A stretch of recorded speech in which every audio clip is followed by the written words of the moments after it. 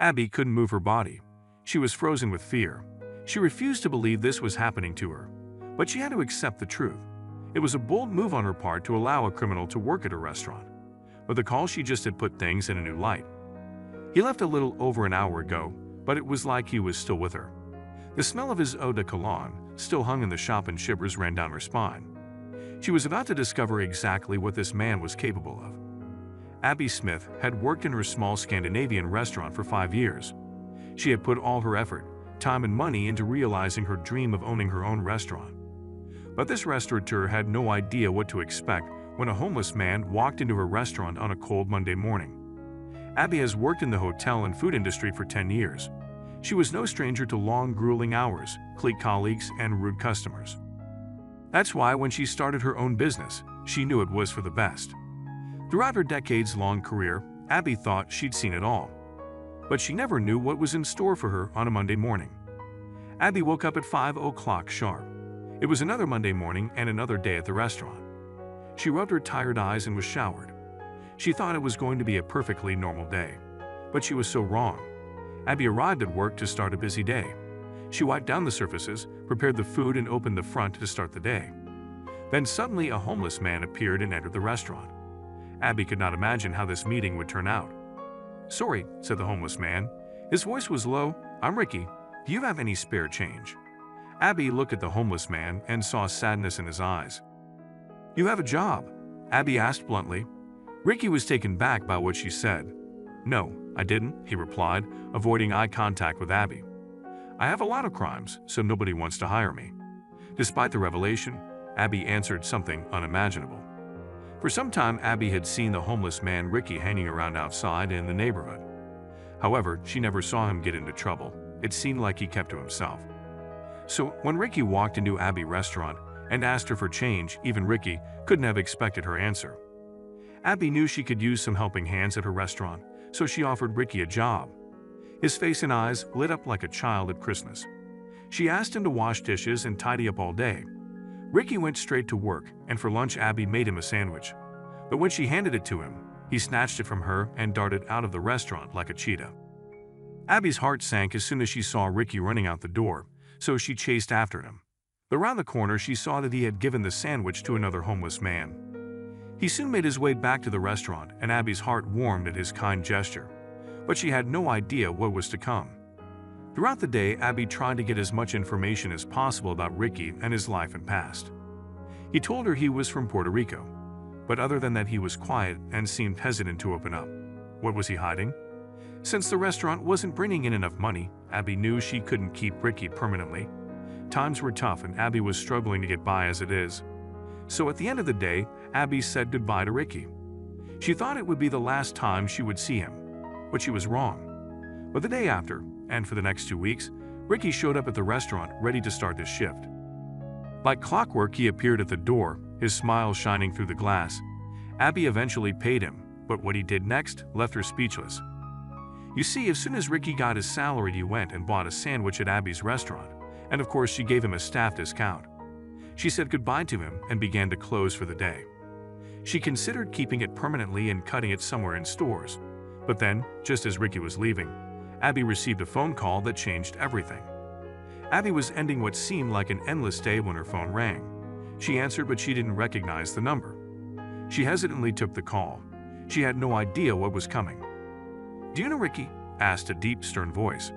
Abby's heart beat faster. Who was this person calling? "It's the police," said the voice. "We have some information about him that we think you should know." With fear in her stomach, she asked the police to tell her everything they knew about Ricky. But she couldn't wait for the answer, not in a million years. The police claimed that they had met Ricky countless times around town, so they decided to do a little investigation. They found out that Ricky was from Puerto Rico and came to the United States in hopes of becoming an actor. However, he soon ran out of money and became homeless. But what the police said next left Abby feeling sick to her stomach. "Bring him here tomorrow. Make sure he's at your restaurant. We want to see him," demanded the policeman. A bad feeling crept up Abby's spine. Why did you want to see him? Was he in trouble? She reluctantly agreed, but she had no idea what the police were up to. The next day, Abby came to work feeling unsure of what lay ahead. Like clockwork, Ricky appeared at the front door. As soon as she saw him, Abby wanted to tell him about the police, but her gut told her not to. She wished she had told him. As soon as Ricky arrived at the restaurant, he had a smile on his face. He started clearing the tables, but then his smile turned upside down when he saw two police officers coming through the door. Her eyes looked straight at Ricky. Ricky quickly tried to leave the restaurant, but the two police officers stopped him. They had none of it. "Don't worry," they said, blocking the exit. But Ricky had every right to worry when it came to cops. 4 years ago, Ricky became homeless after he failed as an actor and used up the rest of his money. He was aware that cops could be the bad guys sometimes, so he made sure to stay away from them as much as possible. But Ricky had no idea what those two cops were going to do to him. "Come with me now," they said as they led Ricky outside and into their squad car. Meanwhile, Abby looked out the window and felt nauseous as she saw Ricky being forced into the car. What had she done? Did she make a big mistake? In a few hours, everything would be revealed, and it would make Abby fall to her knees. 2 hours passed, and Abby sat on the edge of her seat waiting to hear from Ricky or the cops. Luckily, it had been a busy morning, but it was almost afternoon, and she still hadn't heard anything. Then, as the clock struck 4:30, Abby saw someone come in the door, and she couldn't find the words. A clean-shaven man with nice clothes came in and beamed at her. At first, she couldn't place his face, but she would recognize that smile anywhere. It was Ricky, but he looked completely different. The cops had taken Ricky to a hair salon and paid for a haircut. They'd also provided him with new clothes. But her acts of kindness didn't end there. Officials decided that all Ricky needed was a helping hand. He was a good man who just needed a decent job for Ricky and even helped with the paperwork to get him rented in a nice neighborhood. But that was not all. Officials called the community to help, and soon people from around the world were donating clothing, food, furniture, and other essential supplies to help him get started. Once the apartment application was through, Ricky would have a real roof over his head and a real bed to sleep in. Ricky couldn't believe it. "I'm shocked, I think," he said. "It actually restored my faith in humanity. Even if it was a hands up, not a handout, and even if they said he had already done most of the hard work to get his life together by looking for a job, the gesture was still enough to thank Ricky to move to tears." Life had been so hard and people so cold in the past that he had lost almost all hope of being human. Living on the streets for 4 years had been tough for Ricky. But this new town was a fresh start, and he would do anything to break free of homelessness. The friendliness of the strangers had been overwhelming. But would that be enough for him to finally start over? Officer Branson and his family had kept all of the donated items in their garage while they waited for Ricky's housing application to be processed. "It's up to him now," said Officer Brandford. "That's a starting point for him. It's about being part of the community." Officer Brandford had even managed to get in touch with Ricky's mother, who was back in Puerto Rico.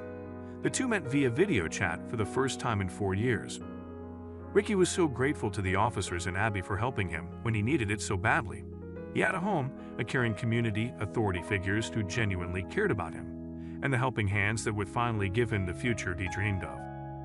To protect the privacy of those depicted, some names, locations, and identifiers have been changed and are the product of the author's imagination. Any resemblance to actual events or places, or persons living or dead, is purely coincidental.